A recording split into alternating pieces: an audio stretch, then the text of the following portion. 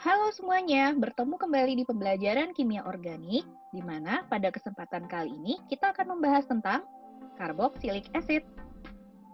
Nah, seperti yang tampak di layar, di sini kalian bisa melihat bahwa ternyata karboksilik acid itu banyak sekali ya di alam dan di lingkungan sekitar kita. Jadi ada yang dari semut, kemudian ada dari mentega, ternyata butter itu ada butyric acidnya, kemudian dari kambing, ini ya banyak senyawa karboksilatnya juga, ada dari kelapa, palmitat, dan lain-lain. Jadi pada kesempatan kali ini kita akan membahas seperti apa sih karboksilik acid itu. Oke, jadi yang kita diskusikan adalah yang pertama seperti biasa structure and definition, strukturnya gimana, kemudian bentuk-bentuknya itu seperti apa, kemudian nomenklatur seperti biasa ada IUPAC dan ada common names, kemudian ada isomer, jadi kita akan menentukan isomer dari karboksilat itu ada apa saja sih, dan kemudian ada physical properties, jadi seperti boiling point dan solubility atau kelarutannya. Kita langsung mulai yang pertama, itu adalah definition and structure. Oke. Introduction, kita kenalan dulu ya. Jadi karboksilik acid itu merupakan suatu kelas dari senyawa organik ya, di mana di sini terdapat yang namanya adalah gugus karboksil. Nah, gugus karboksil itu yang bentuknya seperti ini. COOH ya. Nah, di sini kalau molekular formulanya atau general molecular formulanya itu adalah CnH2nO2. Jadi kalian bisa menyimpulkan kalau misalnya bertemu senyawanya C5H10O2, oh berarti dia termasuk golongan karboksilik acid. Oke, kita bicara tentang strukturnya. Kita fokusnya ke gugus karboksilatnya gitu ya, karboksilik groups. Di sini bentuknya seperti ini, yang hitam ini adalah karbon, kemudian bola yang berwarna merah ini adalah oksigen. Kalian perhatikan di sini tadi kan ada double bond ya. Kemudian di sini adalah oksigen yang berikatan dengan yang abu-abu ini adalah hidrogen. Jadi di sini gugus karboksilat itu termasuk di dalamnya itu ada gugus karbonil, C double bond O, dan gugus hidroksil atau OH groups. Nah, kemudian nanti yang bisa berikatan dengan gugus karboksil ini apa? Yang pertama adalah hidrogen. Jadi di sini akan menjadi bentuk asam karboksilat yang paling sederhana, yaitu C-nya hanya ada satu gitu ya. Ini C double bond O OH, di sini hidrogen. Atau bisa juga R C double bond O OH. Jadi R ini bisa kita ganti dengan alkil ya, sepanjang apapun, mau bercabang gitu ya. Rantai lurus, rantai bercabang, rantai tertutup bisa. Atau kita dalam bentuk aril atau aromatisnya. Nah, jadi ini ada 3 bentuk struktur yang bisa berikatan dengan gugus karboksilat. Oke, kita ada klasifikasi mengenai asam karboksilat. Di sini klasifikasinya adalah berdasarkan jumlah number of COOH groups, ya, berdasarkan jumlah gugus COOH diklasifikasikan menjadi ada monokarboksilik acid, ada dikarboksilik acid, ada trikarboksilik acid. Kira-kira menurut kalian ini berarti berkaitannya dengan apa? Di sini sudah ada kata kuncinya ya, jumlah. Berarti kalau untuk monokarboksilik acid berarti hanya mengandung satu gugus COOH groups. Nah, di sini kalian bisa lihat itu ada satu. Berarti kalau dikarboksilik acid dia mengandung 2 buah gugus COOH. Nah, kalian ingat kan kalau gugus karboksilat itu sejenis dengan aldehid ya. Jadi posisinya pasti di ujung. Jangan nawar-nawar ya, di tengah boleh nggak, Bu? Kalau di tengah nanti jadinya ester ya. Jadi posisinya pasti di ujung. Nah, ini satu gugus COOH. Ini gugus COOH yang kedua. Jadi ada 2 gugus COOH. Berarti kalau trikarboksilik acid gimana, Bu? Iya, tentu saja ada 3. Gitu. Nah, ingat posisinya di ujung. Nah, kalian lihat nih, ini walaupun di tengah, tapi posisinya di ujung ya. Nah, ini di ujung, satu. Kemudian ini yang kedua. Dan ini yang ketiga. Nah, itu klasifikasinya berdasarkan jumlah. Berarti kalau ada banyak, berarti ya poli ya, polikarboksilik acid. Oke, kita langsung masuk ke yang kedua, yaitu nomenklatur. Kita mulai dari IUPAC name dulu, nama IUPAC. Ingat aturan IUPAC itu di mana-mana sama. Sama ya, kalian tolong garis bawahi. Yang perlu kalian sesuaikan adalah gugus fungsinya apa. Nah, itu. Jadi kalau misalkan di alkohol dia akan menjadi seperti apa, di ether menjadi apa, ester bagaimana. Nah, sekarang kalau di asam karboksilat, kita lihat penyesuaiannya, kita mengganti untuk parent chain-nya ya. Jadi ganti akhiran E dari alkan, nih, berarti ini yang kalian ganti, atau alkin bisa, ini kita ganti dengan oic acid. Jadi gimana? Misalkan kita punya metan, berarti kita ganti E-nya dengan oic acid menjadi metanoic acid. Kalian punya pentan, menjadi pentanoic acid. Gitu ya. Nah, terus kemudian the carbon of the carboxyl group is number 1. Jadi penomorannya kalian gak usah pusing kalau karboksilat. Sama seperti aldehid. Berarti karbon yang mengikat gugus, double bond O dan OH itu wajib harus pasti nomor 1. Ya. Nah, contohnya sebagai berikut. Nah, ini kita mulai dari yang metanoic acid dulu. Ya, ini yang paling sederhana. Tadi yang sini beri katanya dengan H ya, kalian ingat yang di struktur yang awal. Berarti metan, ini oic acid. Kemudian kalau C-nya ada 2, berarti dihitung dari sini 1, 2, berarti di sini namanya menjadi ethanoic acid. Kalau ada cabang-cabangnya bagaimana, Bu? Sama mudahnya ya. Jadi ingat di aldehid kemarin. Ini rantai utamanya, ini gugus karboksilnya, identifikasi dulu. Berarti yang mendapatkan nomor 1 siapa? Tentu C yang ini. Kemudian cari rantai terpanjangnya kira-kira kemana. Kalau misalkan lurus, 1, 2, 3, 4, 5, 6. Oh, 6, Bu. Oke, coba kita bawa ke atas. 1, 2, 3, 4, 5. Oh, ternyata lebih panjang, lurus. Berarti di sini akan menjadi apa? Alkil cacingkan. Ya. Jadi namanya menjadi apa?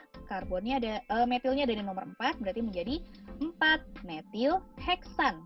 Kan ada 6 ya, tuh 2, 3, 4, 5, 6, hexanoic acid. Oke, kalau misalkan bentuknya seperti ini, nomor 1 selalu yang mengikat gugus OH-nya dan karbonilnya, ini nomor 1. Kemudian ini berarti tinggal nomor 2.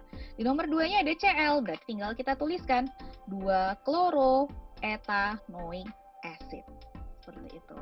Begitu juga dengan contoh yang ini ya, tinggal kalian nomori saja, 1, 2, 3, karena ada 2 kloro, berarti ingat 2,3 dikloro propanoic acid. Jadi memang penulisan antara oic dan acidnya dipisah ya.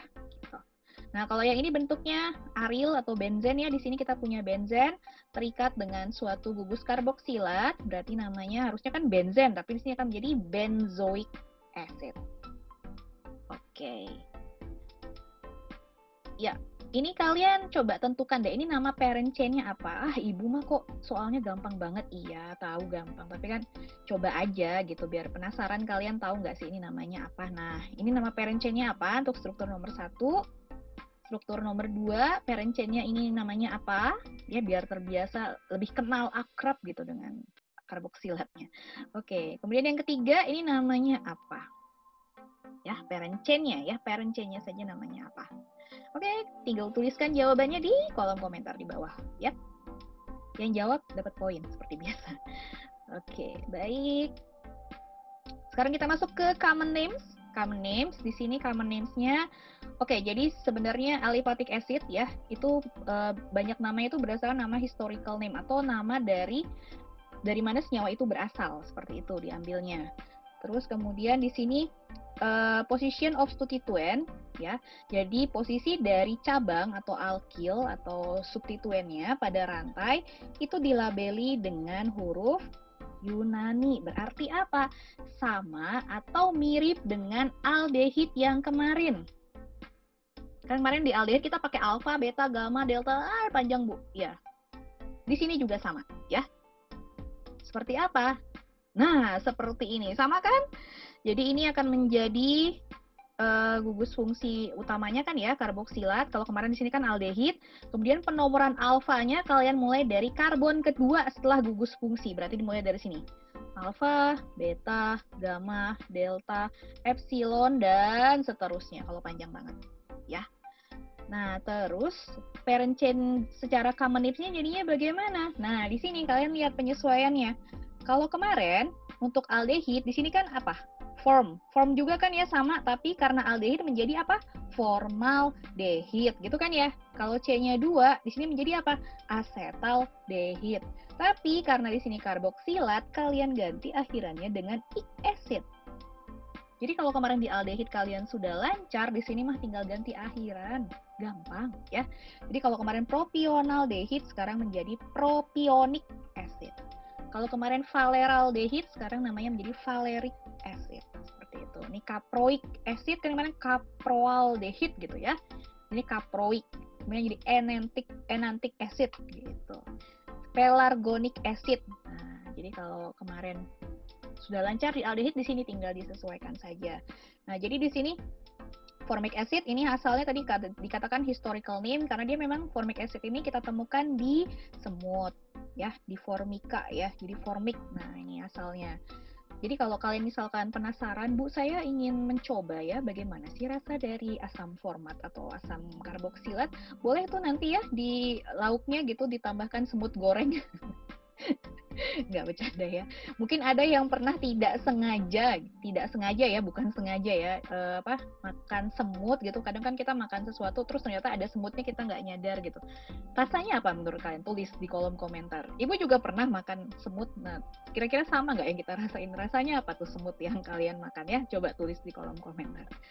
Oke, kalau asam asetat sering ya, asam asetat sering kita temukan di lab juga. Itu asalnya adalah dari vinegar, pasti udah banyak yang tahu kalau ini dari cuka ya, cuka. Nah, asalnya dari sini nih, asetum. Seperti itu. Oke, penerapannya sekarang bagaimana? Nah, penerapannya, oke, jadi kalau misalkan tidak ada cabangnya seperti ini, berarti ada 1, 2, 3, 4. Berarti namanya adalah butanoic acid kalau IUPAC. Tapi kalau secara common names namanya menjadi butyric acid. Ibu tiri ya. Mari kita coba loh, mari kita coba. Oke, kemudian yang kedua adalah propanoic acid. Ya, kalau IUPAC-nya berarti kalau propionicnya itu adalah nama common names-nya ya. Ini jangan ketukar ya, propan, propion gitu. Emang agak mirip-mirip sih ya, tapi jangan tertukar. Oke, kalau yang ini nama IUPAC-nya adalah 2-methylpentanoic acid. Nama common names-nya kira-kira apa? Mari kita coba gitu ya, kayak yang lagi hits itu ya. Oke, berarti ini adalah karboksilatnya, gugus COOH. Kemudian tadi ingat kalau common names berarti di sini kita pakai penomoran dengan huruf Yunani. Berarti di sini alfa, aduh kok jelek ini ya, nggak apa-apa lah, beta, gamma, kemudian di sini delta. Nah, berarti cabangnya ada di mana? Ada di alfa. Berarti kita tulis di sini alfa, terus metil biasa ya. Metil, kemudian ada berapa? 1, 2, 3, 4, 5. Ingat 5. 5 tadi common names-nya valeric. Berarti kita tulis valeric acid. Aduh, sangat indah sekali tulisan ini ya. Ya. Yang penting kalian bisa baca. Nggak bisa baca, Bu. Ya udah, nanti kita ini lagi. Oke, kemudian di sini adalah 3-chloropropanoic acid. Oke, berarti caranya sama. Berarti di sini adalah gugus karboksilatnya. Ingat alfa itu di karbon nomor 2, alfa, beta. Gitu ya. Di cabangnya ada di mana? Ada di beta ya. Beta. Beta sudekat. Ya, beta, kloro, kemudian kalau 3 itu apa tadi? Propionic acid. Propionic. Ini nggak cocok jadi ilustrator ya. Nulis gini aja keriting-keriting. Oke, propionic acid. Seperti itu. Ini contoh lainnya, ini misalkan di gamma, cabangnya dalam bentuk amino, ya, amino. Kemudian namanya menjadi gamma aminobutyric acid. Kemudian kalau yang ini contohnya itu alpha chloropropionic acid. Wah, gampang ya ternyata ya. Oke, kalau gampang, coba berikan nama senyawa common name berikut. Nah, kira-kira namanya apa nih? Sambil latihan ya. Latihan, oke. Kalau sudah bisa dituliskan di bawah nih, di kolom komentar. Namanya apa ya? Biar agak rame lah kolom komentarnya sedikit ya. Sepi kali soalnya Ibu lihat-lihat dari kemarin. Oke. Baik. Ya, di sini ada other nomenklatur, jadi bukan hal yang mustahil ketika kalian nanti browsing, kalian melihat, loh ini kayaknya namanya asam karboksilat, tapi kok nggak beda gimana gitu ya sama IUPAC atau sama common name yang saya pelajari. Memang ada beberapa cara penamaannya untuk asam karboksilat ya. Jadi kita bahas beberapa di antaranya. Ini yang pertama itu adalah alkyl acetic acid. Jadi dinamakan itu sesuai dengan turunan dari asam asetat gitu kan ya. Jadi turunan karboksilat ini kan banyak banget ya. Ada amida, kemudian ada ester. Nah, di sini kalau di sini penamaannya berdasarkan penurunan dari asam asetat gitulah ceritanya. Misalkan kita punya strukturnya seperti ini. Bu, tadi kan ini namanya adalah ada 4 berarti butanoic acid 100. Bu, ini kan kalau common names-nya berarti butyric acid ya 100. Nah, tapi kalau kita namakan dengan alkyl acetic acid, rumusnya ini ya. Berarti yang kita identifikasi dulu adalah acetic acid-nya. Acetic acid berarti terdiri atas 2 karbon. Yang mana ini? Nah, ini kan COOH ya. CH3COOH kan yang ini. Nah, kalau secara acetic acid, jadi kita pisahkan dulu yang 2 karbon pertama yang dekat dengan gugus COOH ini, kemudian ini sebagai acetic acid-nya. Kemudian berarti sisanya di sini itu sebagai alkilnya. Gitu, kita anggap sebagai alkilnya. Berarti namanya menjadi apa? Ini susunannya seperti ini ya. Berarti alkilnya di sini 2 karbon berarti dalam bentuk etil. Berarti namanya menjadi etil acetic acid. Seperti itu. Nah, kalau cara yang berikutnya itu adalah alkan carboxylic acid. Oke, kita punya contohnya lagi. Nah, misalkan seperti ini. Kalau alkana carboxylic acid, di sini berarti carboxylic acid-nya ini sebenarnya ada yang aneh ya. Ada yang kurang di sini ya. Agak typo di sini, carboxylic acid. Oke. Di sini kita pisahkan dulu carboxylic acid-nya yang mana adalah dalam bentuk COOH-nya. Nah, berarti di sini kita bulatkan yang ini. Nah, ini COOH, berarti sisanya ini adalah kita sebutkan dalam rantai alkananya. Nah, rantai alkananya terdiri atas berapa karbon? 1, 2, 3. Kita berikan nama secara alkana, ya. Berarti adalah propan. Berarti namanya adalah menjadi propan carboxylic acid. Seperti itu ya, nanti kalian kalau ketemu jadi nggak bingung lagi, oh ternyata ini kan sama-sama karboksilat gitu, cuman beda cara memberikan namanya saja.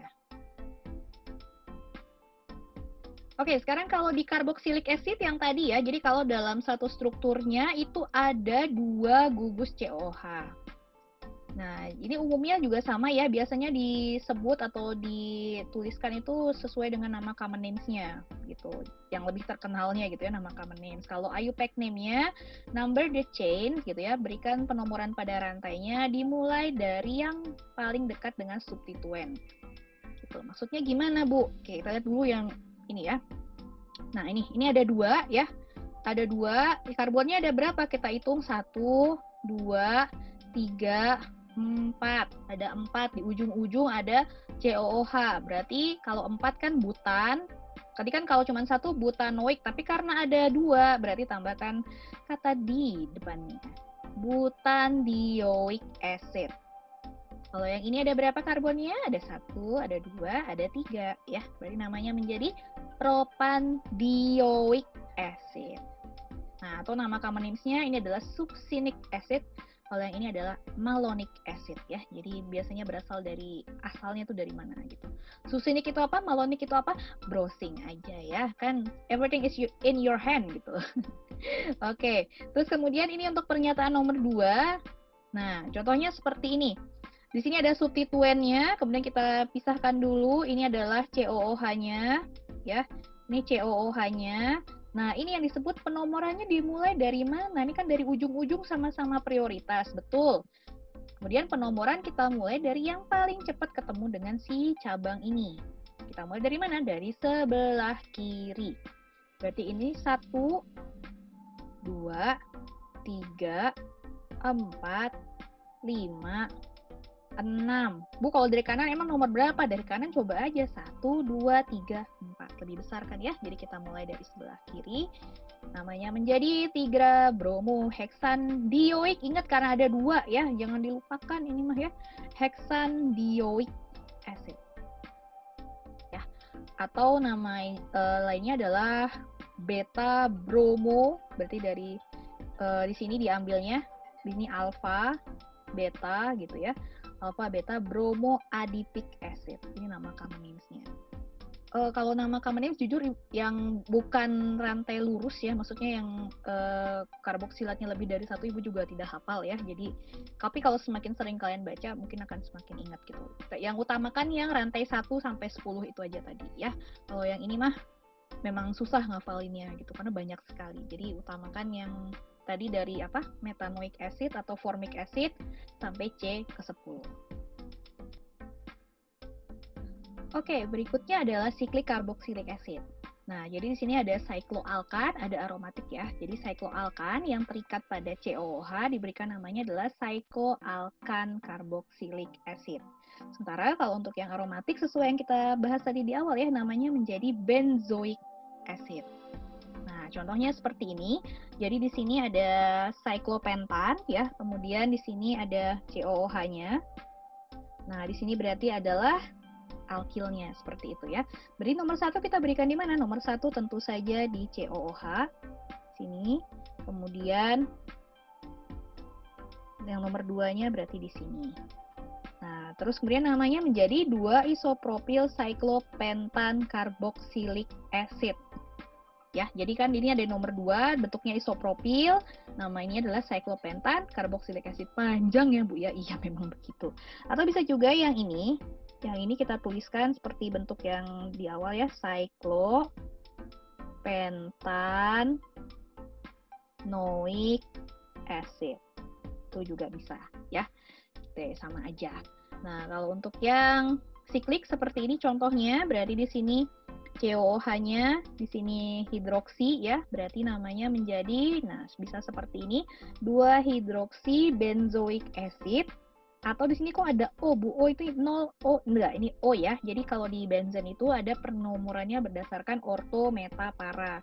Nah, kalau posisinya di sini bersebelahan dengan istilahnya gugus fungsi utamanya gitu ya. Di sini berarti orto, tapi kalau misalkan di posisinya 1 dan 3 meta. Nah, tapi kalau misalkan posisinya 1, 2, 3, 1 dan 4 di sini ya itu para. Jadi depannya akan pakai M, akan pakai P atau akan pakai O seperti itu. Karena di sini posisinya di nomor 2 berarti dia pakai O, orto. Orto hydroxy benzoic acid atau di sini nama populernya mungkin kalian sering dengar itu adalah salicylic acid, asam salisilat. Oke, garam dari asam karboksilat. Jadi kita bahas sedikit kalau garam dari asam karboksilat namanya seperti apa ya. Tapi sebelumnya ini asalnya dari mana sih Bu garam ini? Ya, jadi ingat asam karboksilat itu kan asam, misalkan bereaksi dengan basa, NaOH misalkan, nanti kan dia terbentuknya apa? Terbentuknya garam. Jadi misalkan bentuk garamnya seperti ini. Nah, ini namanya berarti kita berikan namanya itu, namanya adalah dengan mereplace atau mengganti di ending akhiran ic acid dengan at gitu ya. Jadi misalkan dari pentanoic acid itu akan menjadi pentanoat. Nah, ini juga kita aplikasikan pada nama IUPAC-nya. Jadi kalau yang ini kan ada 2. Contohnya kan berarti acetic acid kan harusnya kan. Nah, tapi di sini namanya kalau IUPAC-nya itu menjadi sodium etanoat, harusnya kan ethanoic acid gitu kan ya. Tapi ic acid-nya kita ganti dengan ate karena ada Na, berarti kita sebutkan sodium etanoat atau common names-nya adalah sodium asetat. Seperti itu. Oke, kita lanjutkan ke isomer. Baik, jadi isomer untuk asam karboksilat itu yang umumnya itu hanya ada 2 ya, hanya ada 2. Yang pertama adalah chain isomer, yang kedua adalah functional group isomer. Jadi chain isomer seperti biasa, same GMF, different arrangement of chain. Ya, berarti tetap ada karboksilat tapi rantainya beda-beda. Ada yang lurus, ada yang bercabang, ada cabangnya 2, cabangnya 1 gitu ya. Kalau functional group isomer berarti same GMF tapi berbeda functional groupnya. Berarti dia isomer functional groupnya sama siapa nih?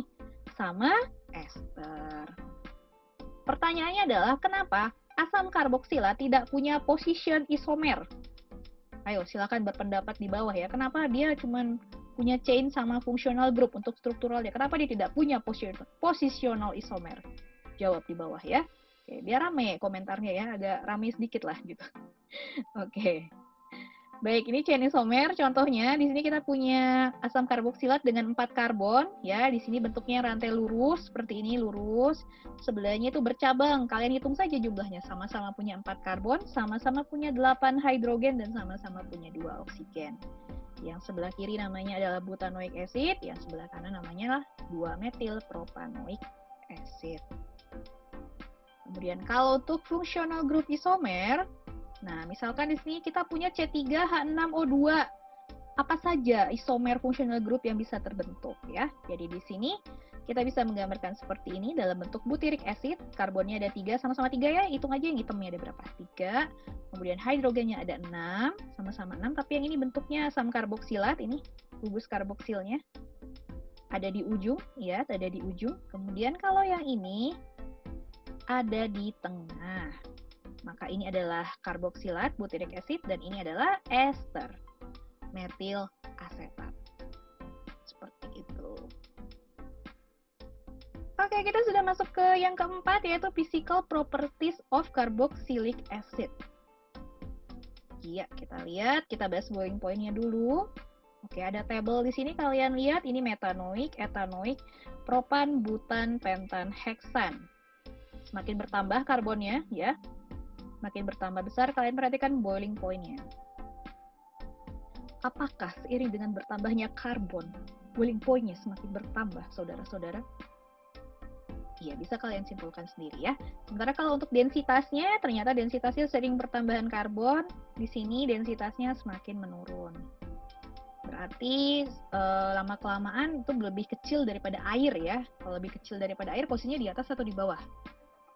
Yo, di atas atau di bawah, ya lo ya. Oke, sebenarnya kalau melting point-nya di sini fluktuatif ya, jadi kita tidak bisa tarik kesimpulan kecenderungan data karena di sini besarannya dia tidak, istilahnya tidak membentuk suatu pola gitu ya. Jadi melting point-nya seperti ini saja. Yang bisa kita perhatikan kalau sesuai pola itu adalah boiling point dan densitasnya.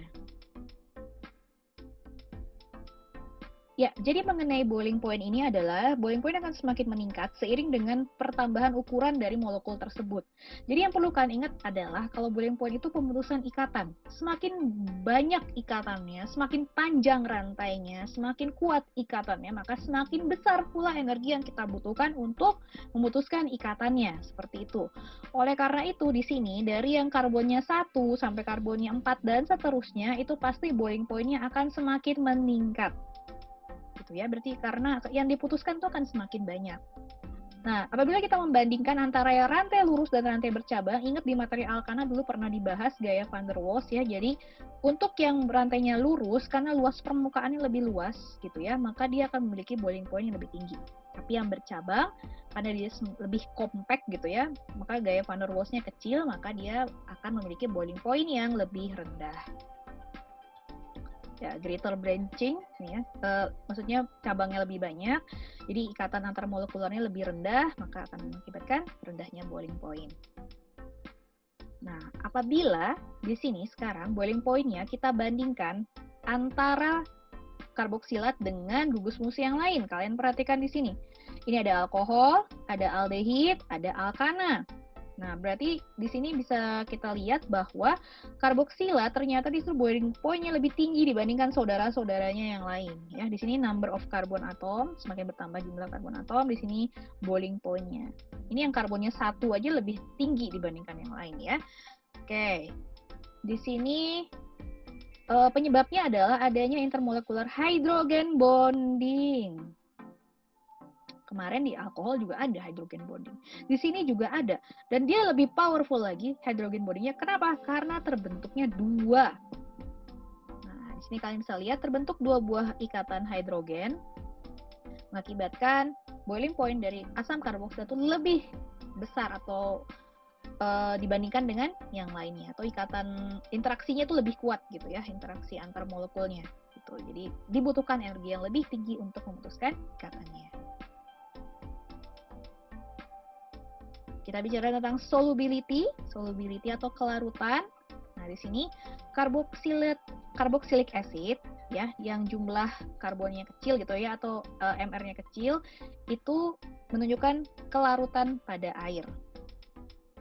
Nah, kemudian di sini karboksilik acid itu kan molekulnya polar gitu ya. Jadi bisa membentuk ikatan hidrogen yang kuat dengan molekul air. Nah, yang paling larut dalam air itu adalah 4 karboksilit pertama, berarti metan, etan, kemudian propan, butanoic acid. Nah, itu sangat larut dalam air. Tapi kalian ingat, sesuai dengan prinsip larutan yang lainnya, jadi semakin bertambahnya karbon, semakin banyak karbonnya, maka kelarutannya dengan air itu lama-kelamaan akan semakin berkurang. Ya. Seperti yang ini, the length of the hydrocarbon portion meningkat, maka solubilitas di airnya akan semakin menurun. Nah, ini yang bisa kita lihat di sini adalah asam karboksilat yang ini ya. Ini adalah molekul airnya. Air, di sini mereka membentuk ikatan hidrogen sehingga dia bisa larut dalam air. Sudah habis ternyata materinya ya. Oke, jadi untuk kesempatan kali ini kita sampai physical properties dulu. Nanti di pertemuan terakhir, sudah terakhir aja ya pertemuannya. Nanti kita akan membahas tentang chemical properties dan preparation of carboxylic acid. Oke, sekian untuk pertemuan kali ini. Sampai jumpa. Bye!